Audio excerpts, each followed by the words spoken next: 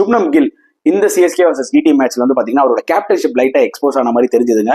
S, அவர் ஒரு young captain தான். Obviously இது அவரோட 2வது மேட்ச். ஸோ மிஸ்டேக்ஸ் பண்ண வாய்ப்புகள் நிறைய இருக்கு. பட் அவர் என்ன மேஜரா பண்ணாருன்றதா நான் இந்த வீடியோல சொல்ல போறேன்.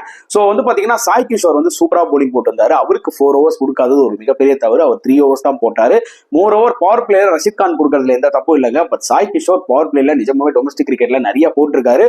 அவருக்கு மேபி ஒரு ஓவர் கொடுத்துருக்கலாம். ஸோ தட் ஒரு ஸ்டேஜுக்கு மேல அவரோட 4 overs கம்ப்ளீட் ஆயிருக்கும், எஃபெக்டிவாவே இருந்திருக்கும்.